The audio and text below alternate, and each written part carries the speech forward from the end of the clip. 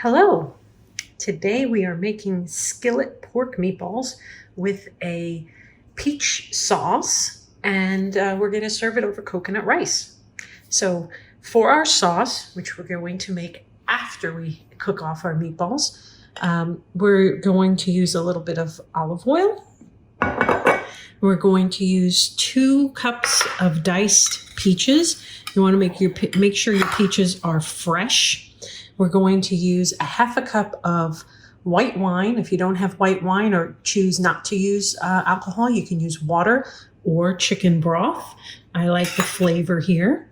We're going to use chopped scallions, about 1/4 cup of chopped scallions. You can use red onions in case you don't want to have, if you don't have scallions around. And then we're going to garnish everything with some basil. So I'm putting all this off to the side for now, because the first thing we're going to make is the actual meatballs. So for that, you're going to need a pound of ground pork. You can find that in the meat section. You're going to need about 1/4 of a teaspoon of ground ginger. I'm using fresh ginger. You can use ground ginger. You can see I'm using my finger because I don't want to waste any here. And I'm going to use this hand to mix it all up. So we've got our ginger. You're going to want to have 3 cloves of garlic, and we've got those all cleaned up as well. They're all diced. You want that finely diced. So we've got that. You're going to want about 1/4 cup of diced basil. Let's get all of that out here.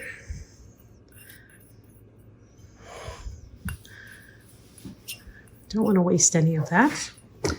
All right. 1/3 cup of panko breadcrumbs. These happen to be gluten-free, so you can use gluten-free if you have a gluten-free household. And then we're going to use 1/4 teaspoon of salt. Actually, we're going to use 1 1/4 teaspoons of salt. Excuse me. I'm going to cut it down just a little bit, so not all that salt. And then we're going to do the same thing here with the cumin. Okay, so we're going to use 1 1/4 teaspoons of cumin. So I'm going to take the lid off here. We're going to carefully put our cumin in our measuring spoon, and 1/4. The 1/4 can fit in there. It's okay if you put a little bit more, and I happen to like that flavor, so I'm not going to complain since I am getting the chance to eat this afterwards. So now we want to mix this up. And remember, whenever you're mixing something, you want to use one hand to mix, the other hand to keep it clean in case you need to do anything at a moment's notice. So I'll bring this a little bit closer. All right, and we're just going to make sure that everything is combined. So make sure your hands are clean when you do this.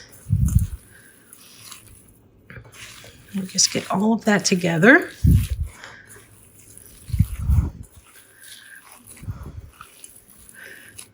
It's going to take a moment, but mix that until everything's pulled together. Okay, so we're going to make our rice now. We've turned on our Instapot. I'm just going to open it up. We have it set for rice at 12 minutes. I'm actually going to turn off the keep warm option because I don't want it to keep warm. Okay, so we're going to make the coconut rice with 1 1/2 cups of long grain jasmine rice. This is something you can find in the grocery store. All right, so we're going to take 1/2 cup,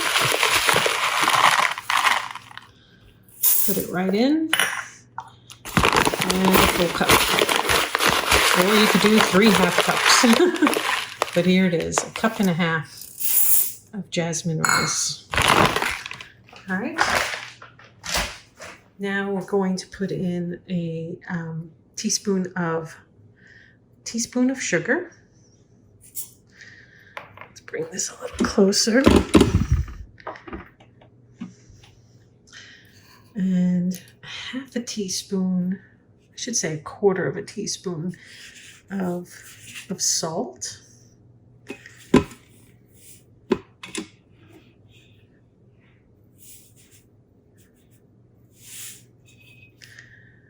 And we're going to put in half a cup of water.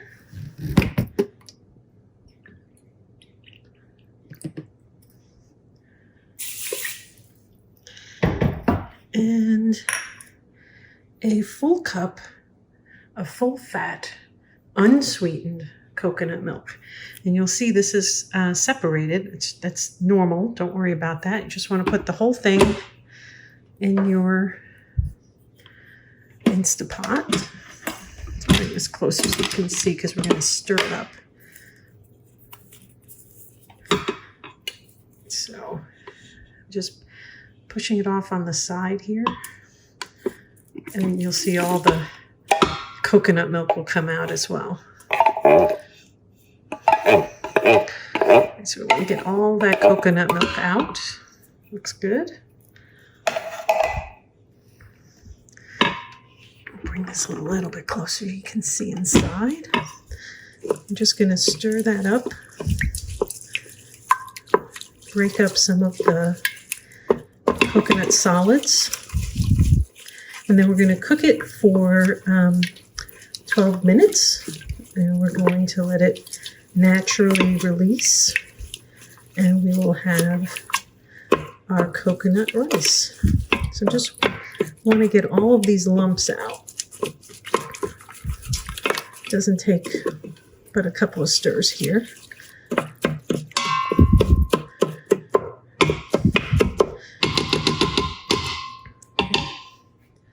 And now we just close it up. Turn it on. We'll close it up. And we'll get started. Okay, so we've got our meat all formed up. We've got everything nicely combined. Now I'm going to use a scoop. This is a small scoop.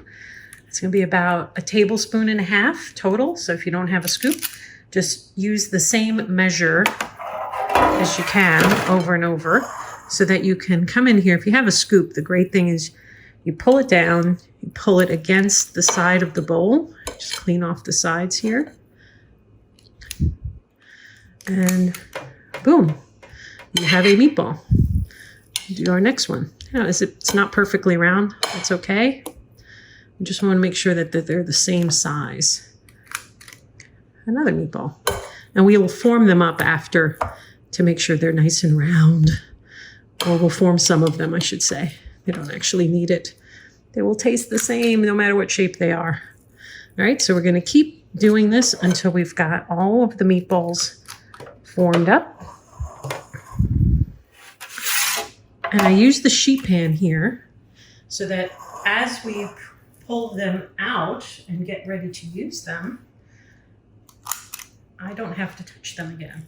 So we're just going to keep pulling these out of our bowl until we've got all of them done. Remember, this was 1 pound of pork. And while it doesn't seem like a lot, once you start seeing how many meatballs you get out of it, it actually works out to be a pretty good deal. All right, so we'll keep doing that. Okay, we've got all of our meatballs formed up. We managed to get 31 meatballs out of that pound of pork.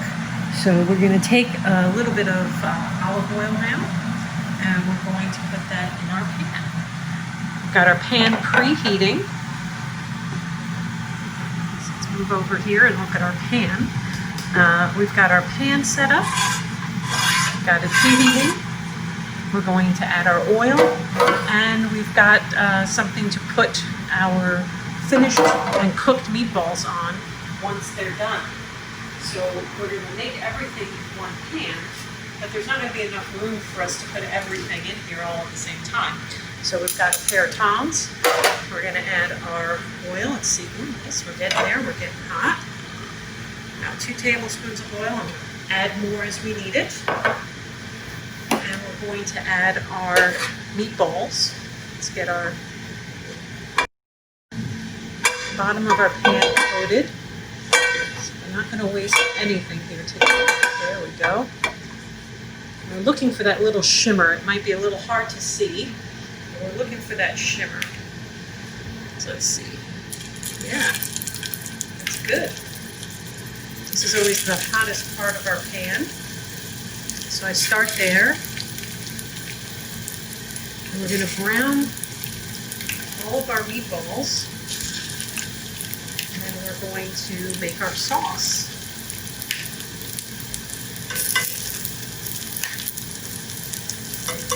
Add our meatballs in. There's not that much time in between them, so my order doesn't matter all that much.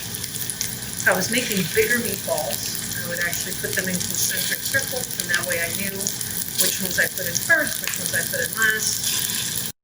So small, I don't really need to worry about that. Alright, so I think that's about half.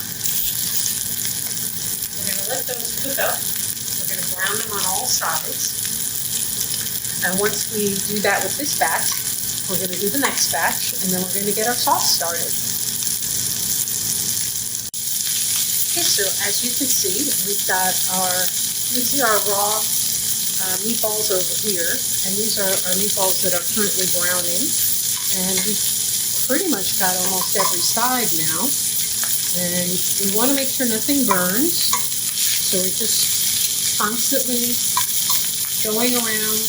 By the time we finish going around once, we have a nice good char on that side that we flipped over. And that's what we're looking for. And these will cook through, I'd say within about 4 or 5 minutes. So as long as your heat is on high, it should be good. The way that you can check, just to be safe, you can take a thermometer, but at this size, they're a little too small for that, I think, to be accurate.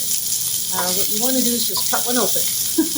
Make sure it's not pink in the middle, and you're good. But you can see that these are nearly ready for us to pull out. So I'm going to lower the heat just a little bit. There's a lot of heat coming off here. And we're going to take them and put them onto our sheet pan. They're going to come back in the pan, so they're going to have an opportunity to continue cooking. But we're going to brown up the rest of these.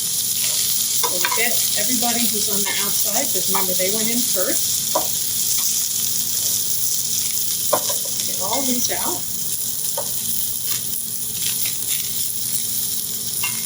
Well, this one needs a little more. Put them on his side.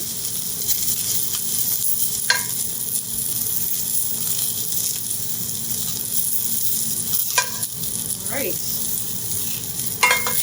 Looking good. So we've got these out. I'm going to add just a little bit of olive oil, just a bit.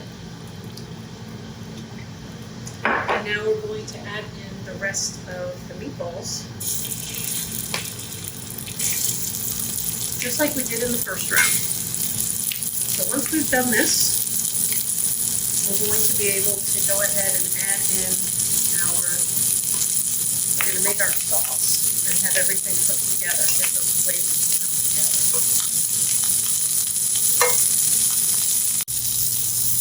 All right, so our second batch are done. We're going to get them out of here.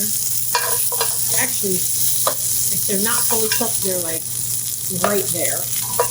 And what we're going to do now is make the sauce, and we're going to re-add the meatballs back in here so that all of our flavors come together. Right, so this part is a little tricky. You want to make sure that when you add your wine, you don't have your face nearby because it's going to stain. We're using that to clean up all the brown bits that's on the bottom of our pan. And when we add see how we're cleaning up the pan? But actually what we're doing is getting all that flavor.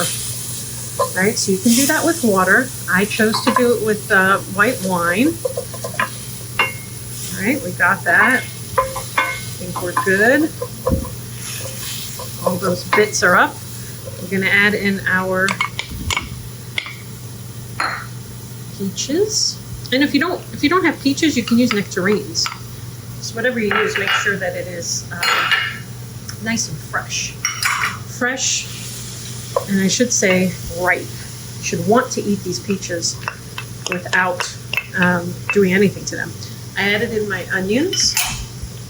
Okay, and I'm going to add in the meatballs pretty much right away here.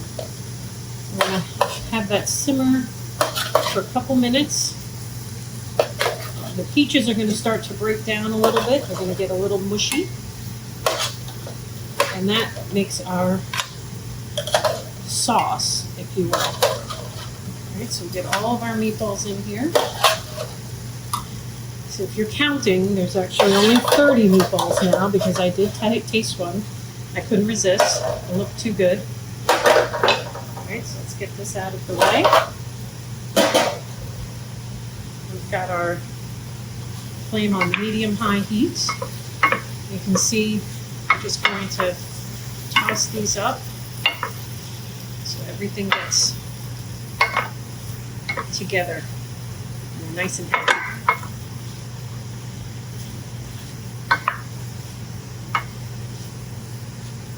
So we're going to leave this for a couple of minutes, like 3 or 4 minutes, and just let some of those peaches cook down a little bit. And then we'll be ready to plate it all up. Okay, so everything's ready. Let's get our meatballs here. We've got our coconut rice ready. We've got our basil garnish ready. So all you need to do at this point is be able to judge how hungry your people are. I put a modest amount of rice in here for what I'm going to serve. And I'm going to put about 3 or 4 meatballs. I'm going to try and get up as much of the peaches as I can. Maybe a few more meatballs. Okay. Add a little bit more. So pretty.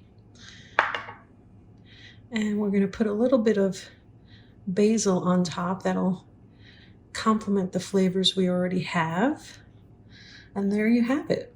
We have our skillet meatballs, our pork meatballs. They've been seasoned with ginger, garlic, cumin, basil, and we're serving them with a peach. We'll call it sauce in the not in the strictest terms. And I say try this because I think what you'll find is that that's delicious. Serve it over coconut rice. You've got a whole meal.